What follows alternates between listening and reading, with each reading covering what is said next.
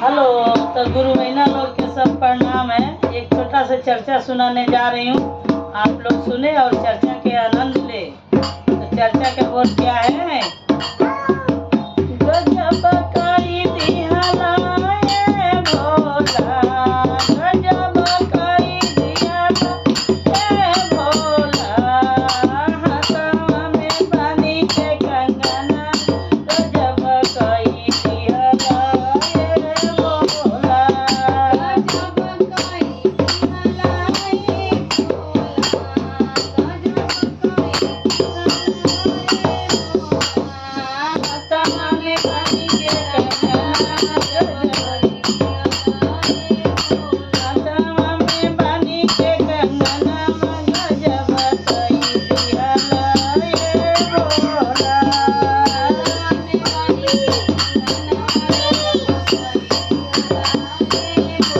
भोला जी के माथवा पर बड़े बड़े जटवा, भोला जी के माथवा पर बड़े बड़े जटवा, जटवा से बहे गंगा धारावा, गजब कई दिहला ये भोला, जटवा से बहे गंगा धारावा, गजब कई दिहला ये भोला, गजब कई दिहला ये भोला, गजब कई दिहला ये भोला, हाथवा में पानी के कंगना, गजब कई दिहला ये भोला।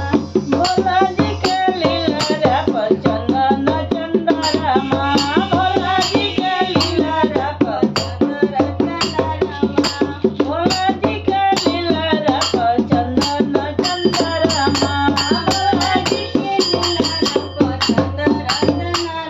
अरे कानवा में बिच्छू के कुंडला, गजब कई दिहला ये भोला, कानवा में बिच्छू के कुंडला, गजब कई दिहला ये भोला।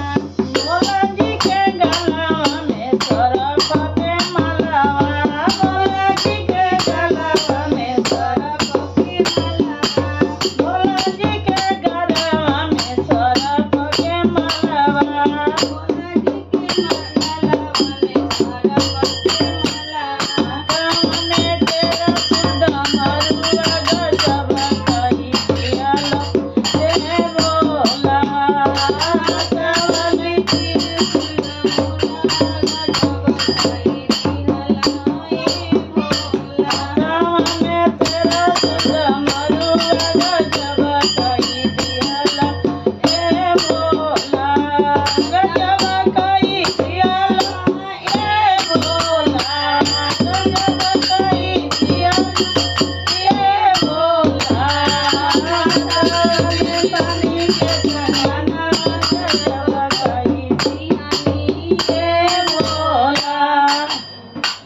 वो भोला जी के जड़वा में मेरी के चलावा, भोला जी की जड़वा में मेरी के चलावा, भोला जी के जड़वा में मेरी के चलावा, भोला जी के जड़वा में मेरी के चलावा। गोड़वा में सुना की खरौआ, गजब कई दिहला ये भोला, गोड़वा में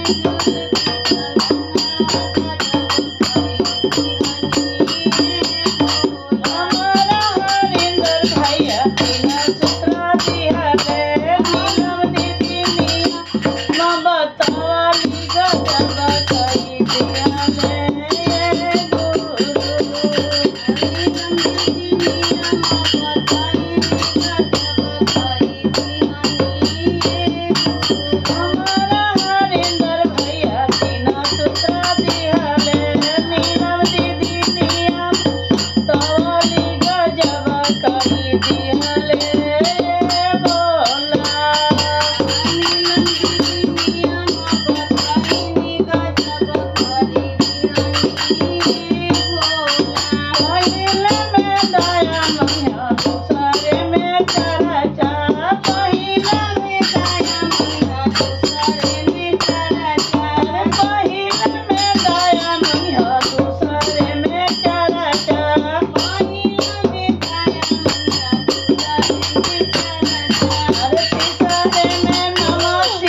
कंगनवा गजब कई दिहले हे भोला तीसरे में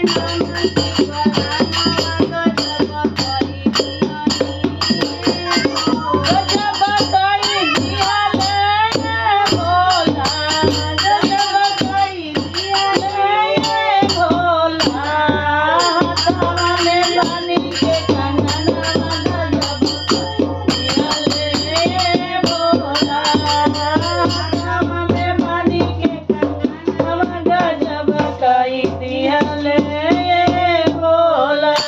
बोलो हर हर महादेव की जय, माता पार्वती की जय, कार्तिक गणेश की जय, नगर बस्ती की जय।